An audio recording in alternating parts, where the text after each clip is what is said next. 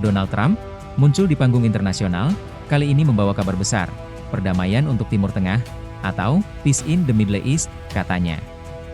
Bertempat di Sharm el-Sheikh, Mesir, ia mengundang para pemimpin dunia termasuk Indonesia, untuk menyaksikan penandatanganan kesepakatan yang disebut sebagai Gaza Peace Deal.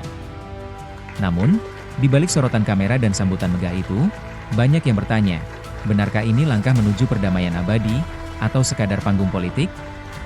Mengapa Hamas dan Israel tidak ikut menandatangani? Khususnya bagi Indonesia, kenapa Prabowo mau hadir di sana? Di atas kertas, agenda ini terdengar menjanjikan.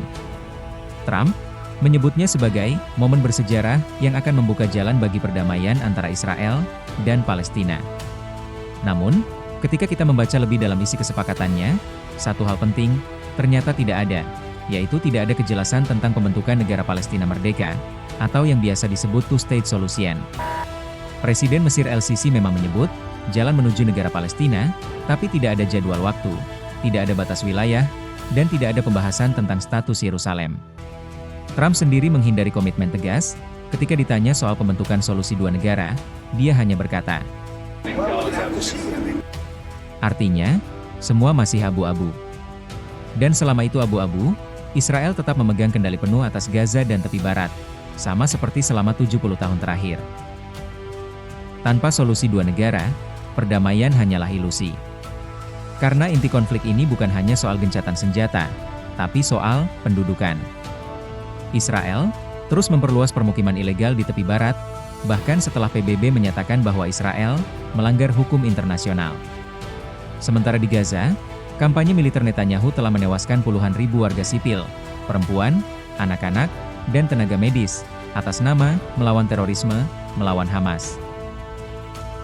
Lembaga HAM seperti Amnesty International dan Human Rights Watch menilai tindakan Israel sudah mendekati pembersihan etnis atau ethnic cleansing. Tujuannya jelas, mengosongkan Gaza, lalu menguasainya secara permanen dalam proyek yang disebut Israel Raya. Dan anehnya, justru ketika dunia mengecam, Trump memilih diam, bahkan terus mengirim bantuan senjata, miliaran dolar ke Tel Aviv. Di sini, kita melihat, perdamaian versi Trump bukan menghentikan perang, tapi mengatur ulang citra perang itu sendiri. Lalu mengapa Indonesia hadir? Banyak yang menilai kehadiran Presiden Prabowo di Mesir adalah bentuk diplomasi keseimbangan untuk menunjukkan bahwa Indonesia terbuka berdialog untuk perdamaian tanpa kehilangan prinsip mendukung Palestina. Namun, ada sisi lain yang patut dicermati. Prabowo datang ke forum di mana Hamas tidak hadir, Netanyahu absen, dan tidak ada komitmen nyata terhadap kemerdekaan Palestina.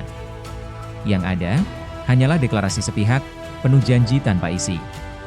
Maka wajar bila banyak yang menilai, kehadiran Prabowo hanyalah alat pencitraan, untuk memberi legitimasi moral, terhadap acara yang sebenarnya lebih bersifat PR politik, bagi Trump.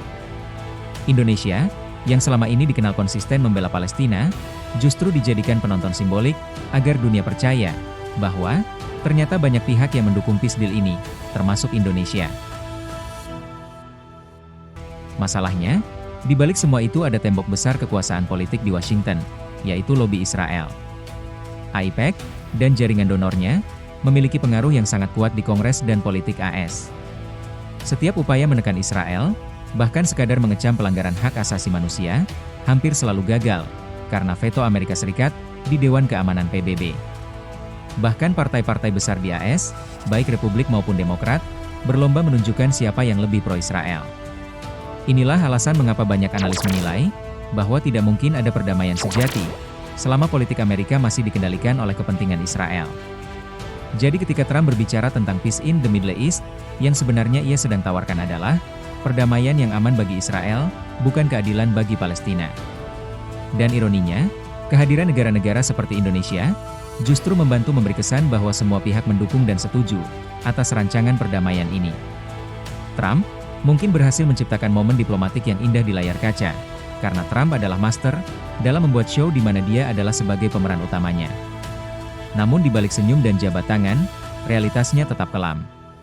Tidak ada pengakuan atas Palestina, tidak ada keadilan bagi korban, dan tidak ada perubahan nyata di lapangan. Prabowo mungkin datang dengan niat baik, sebagai sahabat semua bangsa, dan membawa semangat perdamaian.